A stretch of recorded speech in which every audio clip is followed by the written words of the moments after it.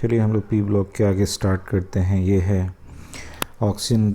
Last class में पूरा ख़त्म हो गया था। अब हमें स्टार्ट करना है सल्फ़र। देखिए सल्फ़र का जो एलोट्रॉप्स तो ढेर सारा होता है। एलोट्रॉप्स मतलब डिफरेंट फॉर्म्स ऑफ सल्फ़र। तो इसके डिफरेंट फॉर्म्स बहुत तरह के होते हैं। तो जैसे मेनली 4 तरह का होता है, लेकिन आप लोग को उसमें भी पढ़ना है कितना, केवल 2 टाइप्स पढ़ने हैं। एक पढ़ना है रोम्बिक और दूसरा मोनोक्लिनिक। तो बस जितने पढ़ने हैं आपको, बस उसको ही हम लोग ध्यान देंगे जो आपके सिलेबस में। तो रोम्बिक सल्फ़र कहता है कि ये स्टेबल फॉर्म होता है कहाँ पे, रूम टेम्परेचर पे। जो किस फॉर्म में एग्जिस्ट करता है, एसिड के फॉर्म में। इसका कलर येलो है। क्रिस्टल कहता है ये बनता है कैसे, are found by the evaporating solution of roll sulphur in CH2। जब हम जो लिक्विड सल्फ़र होगा उसको इवेपोरेट करेंगे तो उस दौरान जो क्रिस्टल का फॉर्मेशन होता है किसमें, CH2 में। CH2 मीडियम में जब उसको डालने पे उसका जो क्रिस्टल का फॉर्मेशन होता है वो कौन सा होता है, रोम्बिक सल्फ़र। तो ये सब ज़्यादा नहीं पूछता रोम्बिक सल्फ़र है क्या, तो अल्फ़ा सल्फ़र है, किस फॉर्म में एग्जिस्ट करता है, तो एसिड के फॉर्म में एग्जिस्ट करता है। और ये सबसे बड़ा चीज़ है कि ये CH2 में सॉल्युबल है। ये कैसा, नॉन पोलर सॉल्वेंट में। ये भी चूँकि सल्फ़र भी नॉन पोलर होता है तो नॉन पोलर सॉल्वेंट में ये सॉल्युबल है। चलिए दूसरा है ये मोनोक्लिनिक सल्फ़र। मोनोक्लिनिक सल्फ़र को बीटा सल्फ़र कहते हैं। देखिए ये जो नाम पड़ा है ये इसका 3D स्ट्रक्चर के बेसिस पे नेमिंग है। तो कहता है इसको बनाया भी जाता है कहाँ से, रोम्बिक सल्फ़र से। कैसे बनता है, तो prepared by melting rhombic sulphur. पहले इसको मेल्ट करा दो और फिर ठंडा करो। तो मेल्ट कराने के बाद जब ठंडा करोगे तो एक टेम्परेचर आता है ये, इसके एबव में आपको क्या मिलेगा, बीटा सल्फ़र। और अगर टेम्परेचर कम करोगे तो वो कैसा हो जाएगा, फिर से अल्फ़ा सल्फ़र। यानी अल्फ़ा को हीट करने पे किस में जाता है, बीटा में। और फिर से इसको बहुत ज़्यादा अगर कम कर दोगे, टेम्परेचर घटा दोगे तो किस फॉर्म में आता है, अल्फ़ा फॉर्म।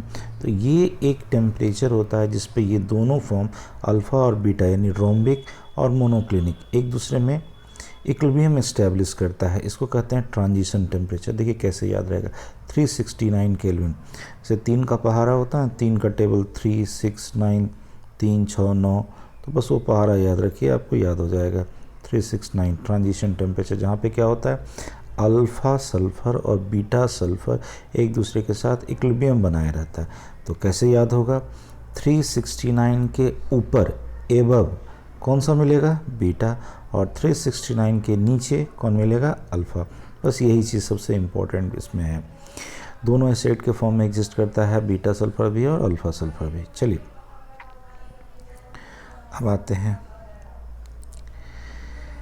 कहता है ये जो S2 अगर वेपर फेज़ में हो, तो वेपर फेज़ में कब जाता है, जब टेम्परेचर इसको बढ़ा करके तक 1000 केल्विन पे ले जाइए।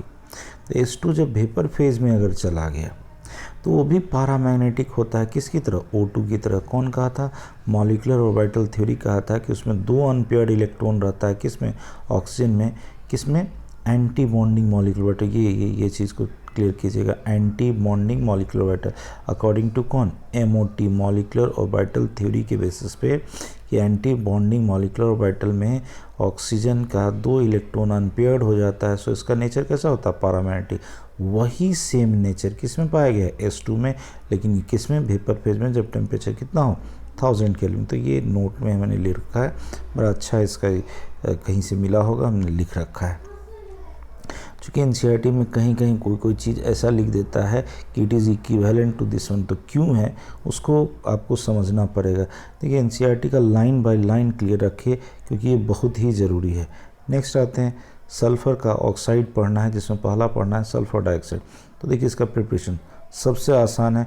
सल्फ़र को एयर में आप ट्रीट कर, एयर के यानी ऑक्सीजन से वो ही ट्रीट हो, जैसे ही रिएक्ट करेगा वो क्या बन जाएगा, SO2 गैस। यानी सल्फ़र को हम एयर ऑक्सीडेशन करा दें तो मेरा क्या बन सकता है, SO2।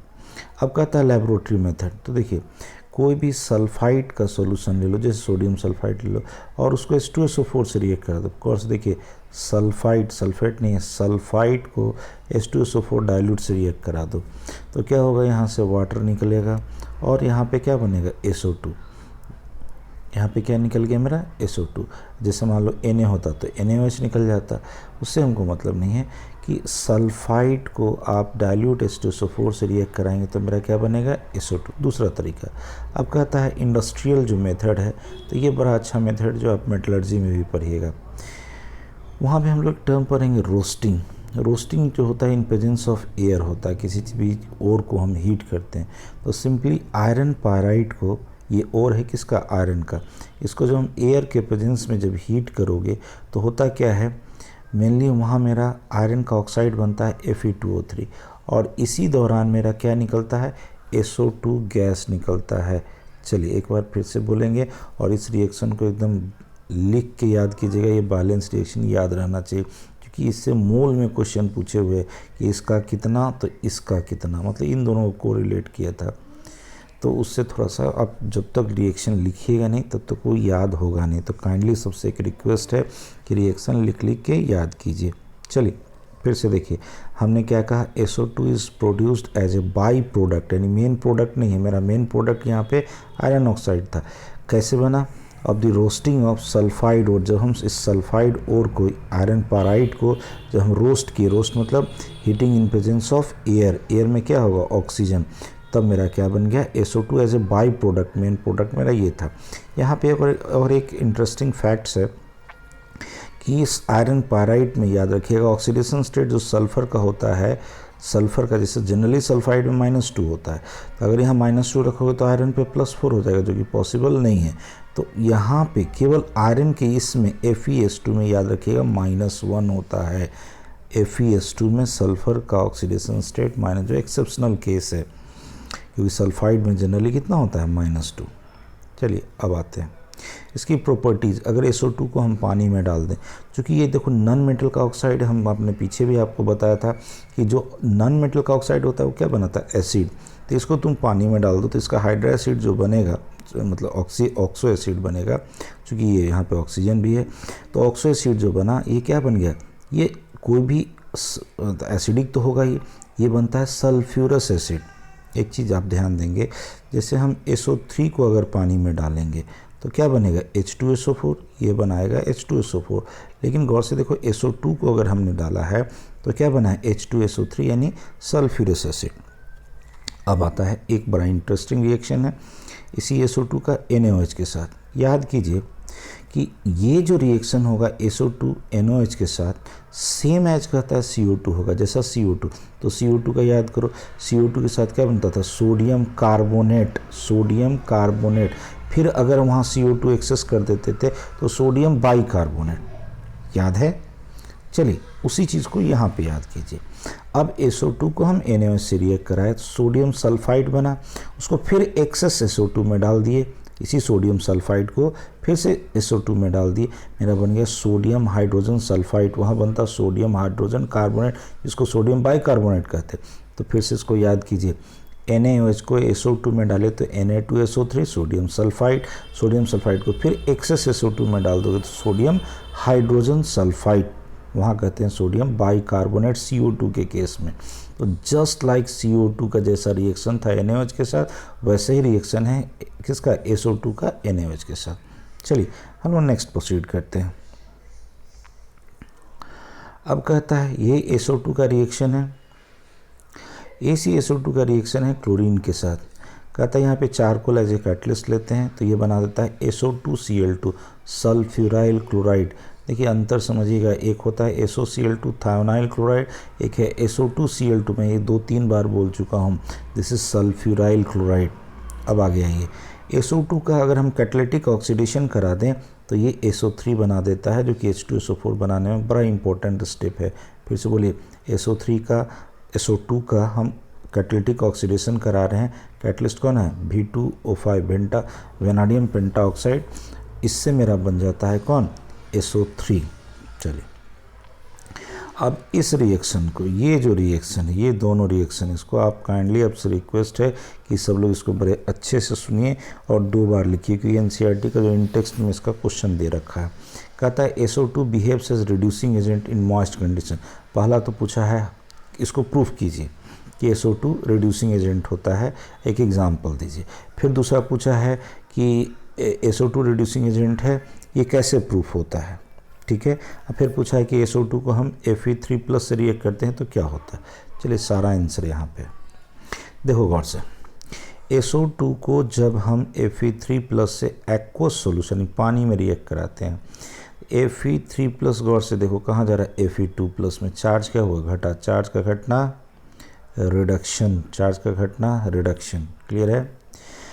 तो जब रिडक्शन हुआ किसके कारण हुआ, SO2 के कारण। तो गौर से देखो तो सल्फर का खुद का क्या हो रहा है, यहाँ +4 से +6 में चला गया है। तो +6 में चला गया है, इसका मतलब यहाँ क्या हुआ, इसका हुआ ऑक्सीडेशन। तो SO2 का खुद का हुआ ऑक्सीडेशन, लेकिन दूसरे का क्या करवाया, रिडक्शन। रिडक्शन करवाने वाला रिड्यूसिंग एजेंट क्या कहलाता है, रिड्यूसिंग एजेंट। रिडक्शन करवाने वाला रिड्यूसिंग, यानी SO2 बना मेरा रिड्यूसिंग एजेंट। ये कैसे प्रूफ होता है, पहला कहता है Fe3+ को ये रिएक्ट करा के कहाँ लेके आए, Fe2+ में। तो देखो इसमें कुछ कलर नहीं आता है, तो इसका प्रूफ मिलता है इस दूसरे रिएक्शन से। चलिए दूसरा में देखिए, यहाँ दो, ये जो मेरा परमैंगनेट आयन है MnO4 पे 1-, यहाँ पे क्या होगा, ऑक्सीडेशन स्टेट +7 होगा। इसको तुम SO2 से रिएक्ट करा दो, फिर वही एक्वस सॉल्यूशन, तो ये चला जाता है +2 में। ये शुरू में कैसा कलर था, पर्पल, और बाद में कैसा हो गया, कलरलेस। तो ये प्रूफ बताता है कि पर्पल कलर का डिकलराइजेशन किसका, परमैंगनेट आयन सॉल्यूशन का SO2 से कराए तो चूंकि कलरलेस बन गया, यानी इसका क्या हुआ, रिडक्शन। किसके कारण, SO2 के कारण। So SO2 is known as reducing agent. Clear है। अब आइए SO2 के स्ट्रक्चर में। देखिए होता क्या है कि सल्फर के बाहर में 6 इलेक्ट्रॉन है, थोड़ा गौर से समझिएगा। इसको मैं साइड में समझाऊँ पहले, सॉरी।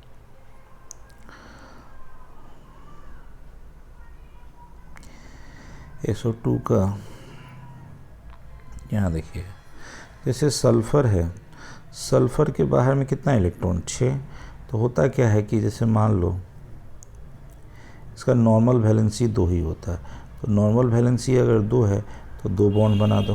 तो इस पर क्या हुआ, अभी 4 लोन पेयर है, मतलब 4 इलेक्ट्रॉन बचा, यानी 2 लोन पेयर बचा। ये अपना 1 लोन पेयर एक ऑक्सीजन को दे दिए। कौन सा बॉन्ड हुआ, कोऑर्डिनेट बॉन्ड। इसी को एक्चुअल में ऐसे लिखा जाता है कि सल्फर है, ये सिंगल बॉन्ड, देने वाले पे प्लस, लेने वाले पे माइनस, और यहाँ डबल बॉन्ड O। अब एक बात बताओ, इस प्लस को स्थिर रखो और इस पाई और इस माइनस, ढंग से समझिएगा, इस माइनस और इस पाई के बीच कैसा रिलेशन है, ये कंजुगेशन है। यानी इस ऑक्सीजन पे अनायन है और इसके बगल वाले एटम पे क्या है, पाई। क्या होगा, अनायन पाई कंजुगेशन। तो ये जब यहाँ शिफ्ट करेगा तो ये पाई यहाँ शिफ्ट करेगा, यानी यही माइनस अब यहाँ जाएगा और ये पाई। यानी दूसरा जो आप रेजोनेटिंग स्ट्रक्चर बनाओगे वो देखो कैसा बनेगा, सल्फर पे अभी भी प्लस है, यहाँ डबल बॉन्ड बन गया, और यहाँ फिर क्या होगा, इस ऑक्सीजन पे अब आ जाएगा चार्ज माइनस। तो ये और ये क्या बना, रेजोनेटिंग स्ट्रक्चर्स। क्यों बना, क्लियर है। ये कौन सा बॉन्ड था, कोऑर्डिनेट बॉन्ड था। इस तरह से आपका NCERT प्रेजेंटेशन नहीं रहता है। चलिए वापस चलते हैं, यहाँ देखिए अब NCERT का स्ट्रक्चर है ये। देखिए एक्चुअल में वो भी वहाँ कोऑर्डिनेट बॉन्ड को सिंगल बॉन्ड से दिखाने की कोशिश किया गया है, और जहाँ एक्सेस इलेक्ट्रॉन आ गया, यहाँ पे देखो, यहाँ एक्चुअल में माइनस होता, तो इसने गौर से देखो कितना इलेक्ट्रॉन दे रखा है, 3 लोन पेयर 6 और 2 8, यानी इस ऑक्सीजन पे एक एक्स्ट्रा इलेक्ट्रॉन आ चुका है। तो यानी यहाँ कैसा इलेक्ट्रॉन हो, कैसा चार्ज होगा, माइनस। यहाँ से एक चला गया तो यहाँ पे क्या होगा, प्लस। अब गौर से देखो, इसका रेजोनेंस हुआ, दूसरा स्ट्रक्चर ये बना।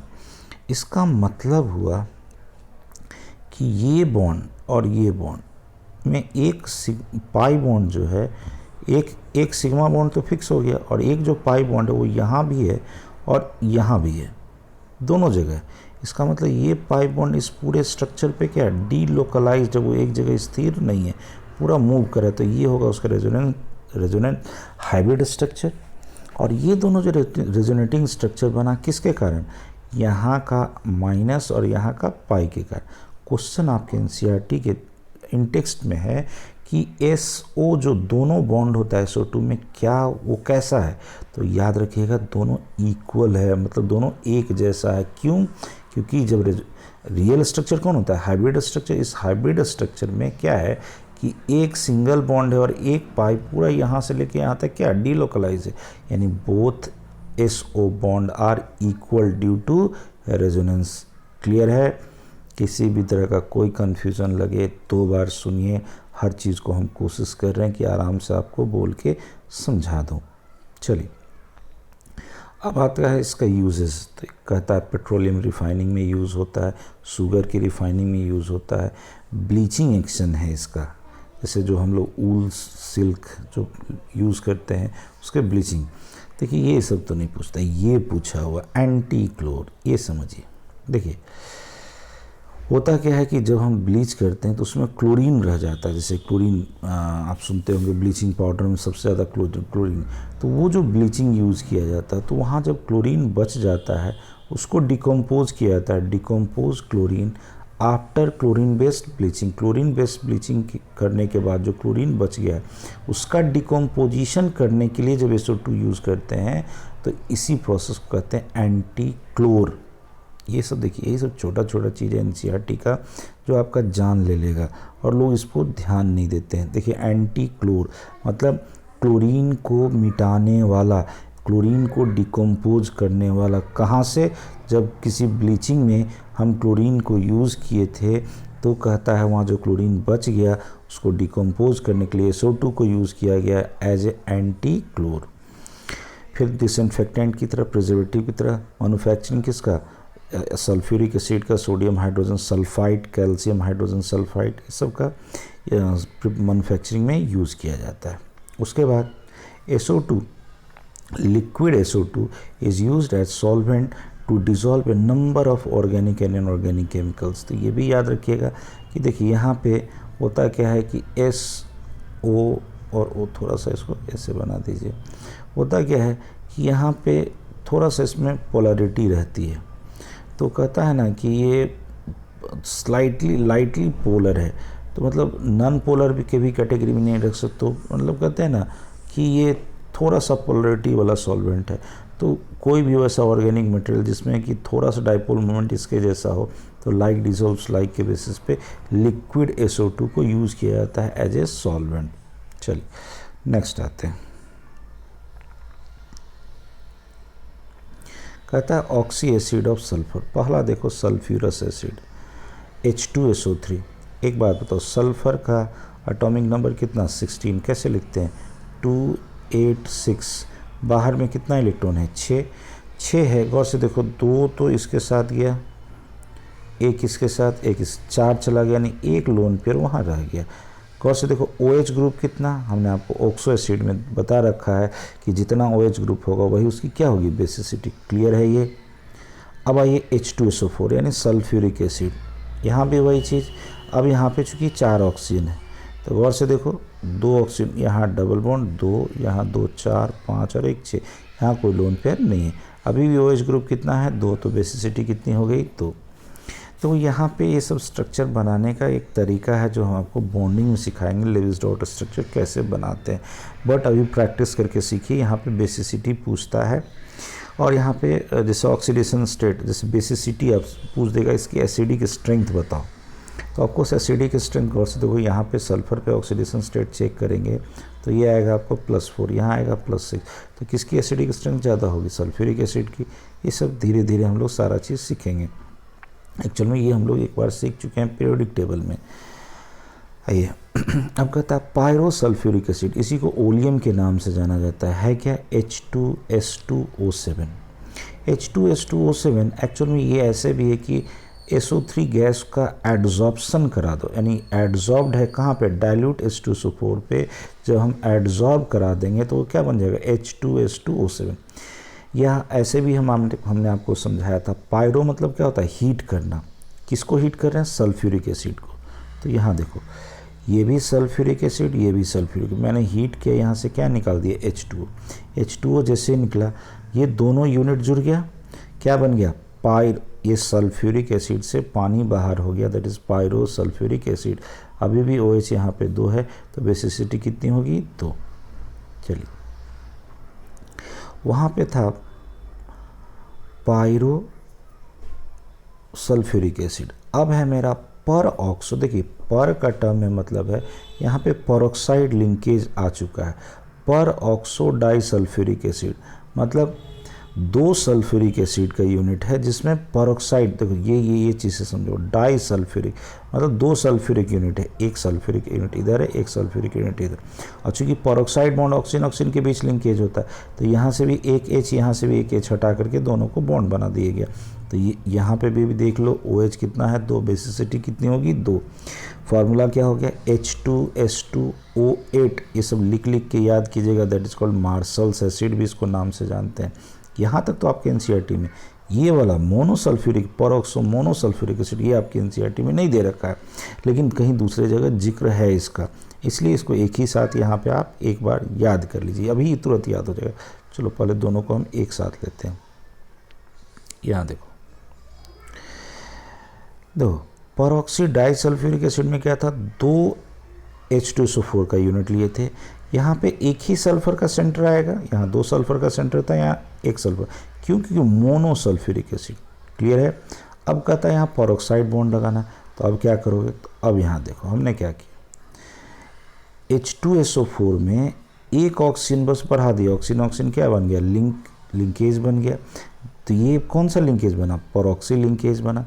यही जो पेरोक्सी लिंकेज बना था, अब इसका अगर आप फार्मूला देखोगे तो क्या बन गया, H2SO4 के जगह H2SO5 कर लीजिएगा। यहाँ सॉरी, यहाँ पे एक गलती हो गया, H2SO5 यहाँ पे ठीक कर लेंगे, H2SO5 इसका कॉमन नेम बोली कैरोज एसिड। तो दोनों को एक बार फिर से हम लोग याद कर लेते हैं।